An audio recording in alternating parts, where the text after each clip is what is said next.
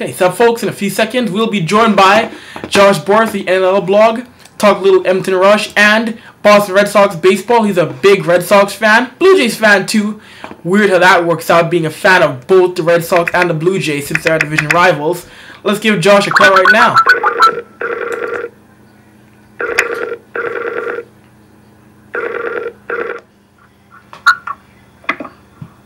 Mr. Josh, how you doing, sir? I'm doing all right. Fantastic. Are you coming from inside of a moose, son? Your connection sounds like you come from inside of a farm animal. Might be. I don't know. Here, let me pull the computer a little bit closer. See if that works. That works better? Is that better? A little better, yeah. Sorry. This room must be echoey or something. No, that's alright. That's no problem at all. Anyway, son, I want to bring you on. I know you're pinching tonight for Mike Wilson. I want to bring you on to talk a little Red Sox baseball. I mean, an interesting season so far. I mean, you're 24-24. Not the start you guys wanted under Boy Valentine this year, start of 2012, Josh. No, not at all. No, I decided to get MLB TV this year, decided to watch a bunch of games, and every game I've watched, they've lost. So, yeah, no, they're definitely struggling with injuries right now. I mean, I look at the injury report, if I can find it right here. I mean, you have people like Andrew Bailey, who hasn't even played for us yet. Carl Crawford, who has a stupid contract they signed him to. He's done nothing for us. You lost pretty much your MVP from last year, Ellsbury. You got Bobby Jenks. You got Dice K, who hasn't played in forever. He's in the minors, Dice K. Well, he's on a rehab stint because he had the right elbow surgery. Right. So, and then you just lost Pedroia today, too. He jammed his thumb, so in the 5th, I believe it was. So no telling when he's going to be back. And then Cody Ross. So, yeah, but you know what? I'm actually impressed. With all the injuries, we've been playing really good when you think about it. I think we've won, well, we're definitely above 500 in our last, 20 games, which is a good sign. Great hitting from Ortiz at his age, 37 years old, which is not easy. He's pretty much leading the team in majority of the stat categories. Surprisingly, Ryan Sweeney, he's been playing really well. Really well. Even though he had a little bit of an injury there, he's averaging .325 right now. I don't know, though. They're in trouble. They don't have an easy schedule going up to the All-Star break, and I have a bet with you that I don't want to lose. That is true. Why don't you explain the bet, Josh? Basically, I said that the Red Sox, they're going to be 500. If they are, you have to drink a shot of hot sauce. Yes. And if they're not, I have to take a shot of whiskey and get a pie in the face. I just don't know that's going to happen because, and the rumor going around is that Valentine is still lost the room. Because you know last year the whole Terry Francona chicken and beer situation, the rumor going around is that that's still happening and that no one respects Valentine in the clubhouse from what I'm hearing. Yeah, there's talk of that. I don't know. The one person that's not gaining respect anywhere in the Red Sox organization besides the clubhouse is actually David Ortiz. There's a story that came out last week talking about how he feels that the front office has no respect for him, which is weird considering what he's done for them. Valentine, I don't know. I think actually, as of late, by the way they've been playing, I don't think he's lost the clubhouse. He may have lost the beginning, but actually, I think what really almost brought the team together was they held a closed-door meeting without Valentine, which is also helped them. And I think him getting kicked out that one game really made the players realize that he's in it for the long haul. If he's going to get mad enough to stand up for the players, to get tossed like that. No, true. I definitely agree with you what you mean by that. I mean, you mentioned David Ortiz. I mean, do you think there's a possibility David Ortiz walks? Could you see David Ortiz wanting a trade or leaving? Is that a possibility, do you think, Josh? Actually, the talk right now with the trading is Kevin Youkilis. Many teams interested, actually, from what I've been hearing. I don't know exactly what teams, but there's been a lot of talk back and forth about that, and it might be a trade deadline kind of thing to trade off for some younger players. Because he is old. He's not old, but he's getting towards the end of his career, and a lot of teams like what he brings. So, you never know. No, of course, folks definitely do like what he brings. And of course, the big thing on the mound for the Boston Red Sox, Josh Beckett. This has been a interesting year for him. Hasn't had great starts. And then the whole golfing situation. What's your take on that? Should he have been golfing in his off days, or what do you thought? What do you thought about that, Josh? Especially since there was all the talk about how he had a little bit of an injury and then decided to go golfing. I wasn't really happy with that, but I guess if he's gonna come out the next game, which he did, and get a win, you gotta somehow say, hey, you know what? He's gonna do what he's gonna do as long as he gets wins for us. Right now, he's actually been our best pitcher. It's Felix Dubron. Unbelievable. 5-2, has the lowest ERA, most wins. I believe he has the most strikeouts too. Really impressive, considering he was only supposed to be like fifth. He was supposed to be fifth in the rotation this year. Right. He's been our most consistent pitcher. Maybe they should move him up in their rotation a bit, but. Well, I think it probably still has a possibility. And now you're in a 4-game series with Detroit. You got a 7-4 win on a questionable call that got Jim Leyland tossed. I mean, it's really interesting now. You see if you can beat the Tigers in this series now, Josh. Oh, hogwash. You know what? What do you mean hogwash? Hogwash. That call, yes, it was probably a bad call. No question, it was a terrible call. But whatever, baseball's baseball. I think they can take at least 2 out of this series. I think Bard versus Verlander's pretty bad matchup tomorrow, so I have a feeling that Verlander takes that one. I think Beckett versus Scherzer is going to be the one game that I think we can take. I'm not sure about the Lester and Smiley matchup. That'll be like a toss-up, but looking at the rest of the schedule, we definitely have the ability to go 500. Play the Blue Jays. We'll probably get swept by the Orioles, even though they're losing 6-0 to Toronto right now. Right. Nationals, not easy, but manageable. Marlins, Cubs, we'll sweep the Cubs easily. The Cubs are a complete gong show, though. But I don't know why everybody is underestimating the Nationals, though. For many years. Ever since the infamous fan interference. They've been so bad. Steve Bartman, though. He's in the FBI's protection program. After that game, he's in the protection program. What is protection? Oh, I would go into it. He is. How a city can get that overworked with that. That's frustrating. Well, I mean, hey, they're only waiting 99 years for something to happen, and then that happens. When they led the NLCS 3-2, and that happens. Yeah, that is pretty frustrating. You know what makes me mad actually with the Red Sox? What is that? The fact that we didn't keep Josh Reddick. That burns you, huh, Josh? What? That burns you, huh? It does. He's 5th in the league with home runs with 14. He has more than any of the Red Sox. He's batting .276, which isn't bad. He has, what does he have for RBIs? He has 27 RBIs. So that's not bad. Actually, I want Encarnacion. He's on fire. I don't think he leaves. He will not leave Toronto. There's no way that Encarnacion, in my mind, is dealt. Alex Anthopoulos, though, I cannot see him getting rid of Encarnacion. Well, yeah, that's crazy. He just exploded. 16 home runs as of today. Ridiculous.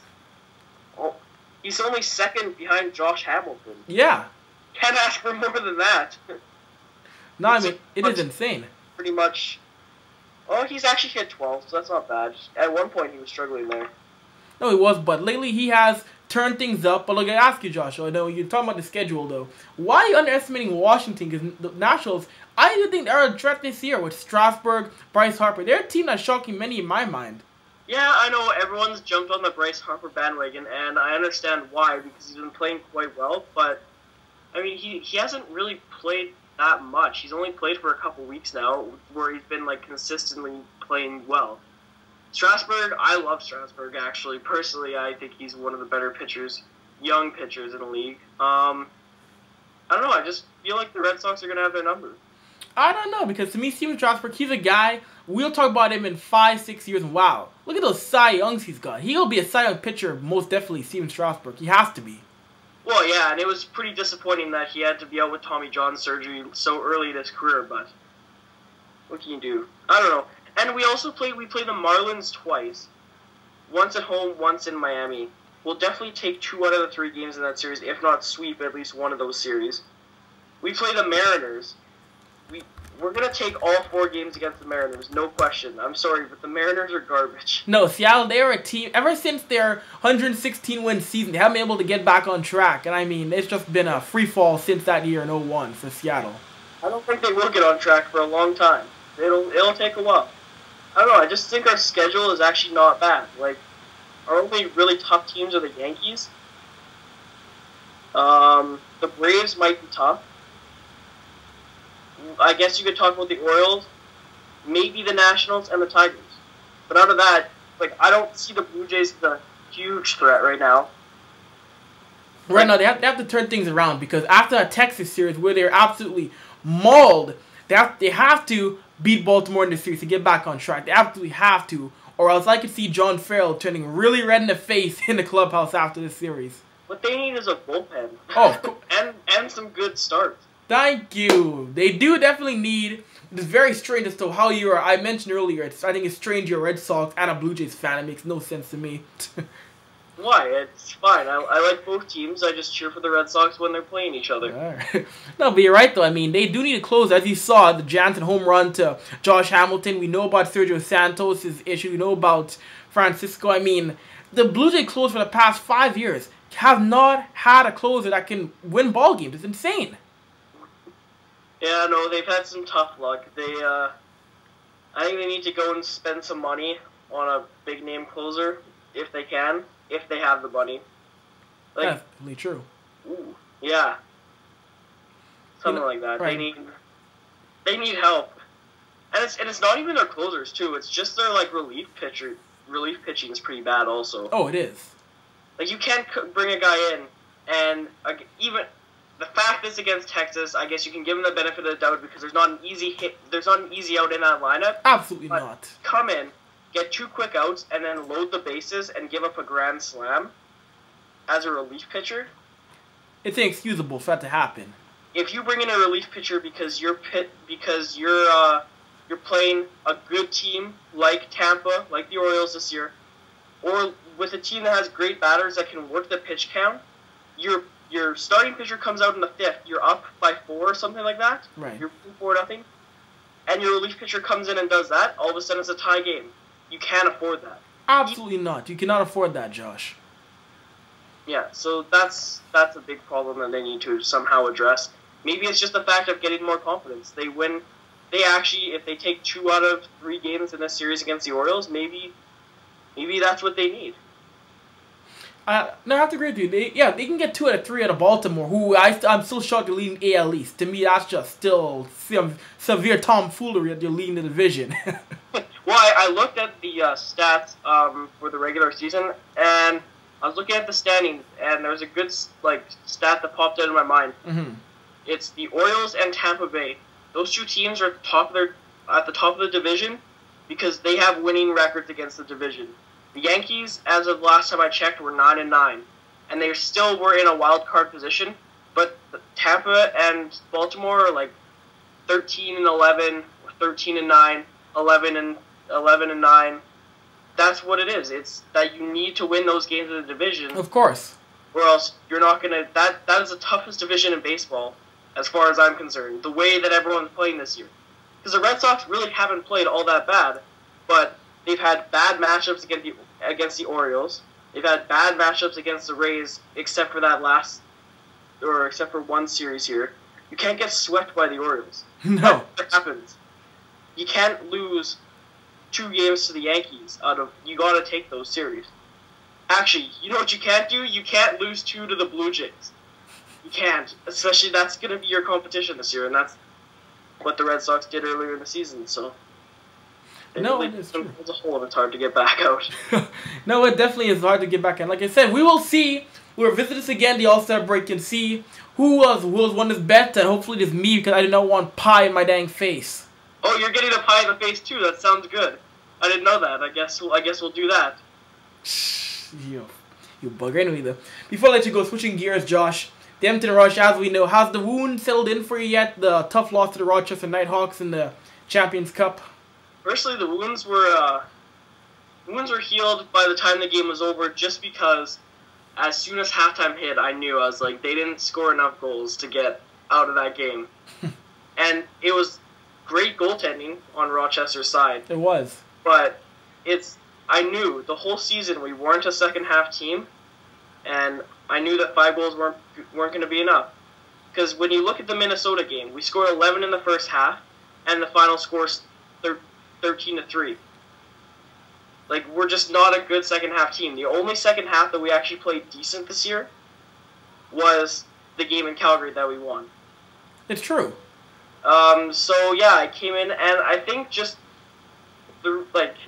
just watching the game and seeing us get outscored 8-1, I was so upset then that I was kind of like, oh well, not a bad trade-off. I mean, we get the first overall pick. We were never supposed to be there to begin with. No. So I had time, because it was a really boring second half for Rush fans. Had time to kind of think of all the positives, so I don't know. Next season will be good, but that's the thing with the league. I don't know if I want to be that. Like, you always want to be good in the regular season, but I'd rather just get hot in the playoffs again and ride a goalie, ride a good defense, and then get the scoring to come. Right. It really is tough to determine what you want to be in the regular season and the playoffs. I mean, in Champions Cup, I mean, this is a game. Of course, Cody Jamieson. They couldn't stop him in the second half. It was 6 unanswered goals. They gave Rochester the lead, and that was just, I've never seen offensive explosion like that in which Jameson just took over the game. They couldn't do anything, and Aaron Bold was looked like a Christmas tree. Yeah. Well, actually, I thought Aaron Bold actually played pretty good, because when you think about it, he still only let in like 9 goals. True. It was only 9 he let in. Exactly, and like that should be enough to win a game. No question, that should be enough to win a game. But I don't know. I'm thinking for next year, if we have the way Colorado started this year, where they went like 7-1. Yeah. If we finish the year like that and roll into the playoffs, I don't care if we lose like the first 6 games of the season. As long as we have a winning streak going into the playoffs, I believe that we'll just keep rolling. And our offense is going to get better. It needs to get better. And that's what happens when you draft Mark Matthews. I hope they make that decision. I do think they will, because watching him play watching him play at ESPN University, his field lax skills are incredible. He's the best field lax player in the country, in the U.S., in my mind. Yeah, and I understand that it's kind of hard to transition from field to ball. Like, look at Zach Greer. He had a couple years where it took a while to transition, but I feel that the reason why he transitioned so well this year is the fact that he had Sean Williams passing to him and Ryan Ward passing to him. Those 2 guys have great passes, and they can feed him the ball in really small windows, and that's what you'll need for a player that has a shot like Mark Matthews. No, most definitely. I mean, he'll be a great addition, as we mentioned. I mean, Edmonton Rush, they were the lowest scoring team in National Lacrosse League. I mean, that's going to have to change in 2013.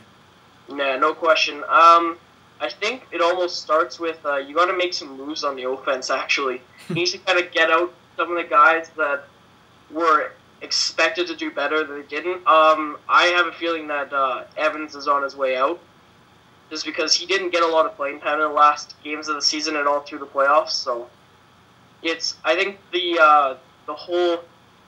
wasn't doing enough on the offensive side of the ball to make up for his penalties that he takes, his trash talking and stuff. So right. I think he's on his way out. I could see him fitting in nicely in Calgary, but they're not going to trade with Calgary. That's the thing. No, not at all. Other than that, you might see Aaron Wilson gone.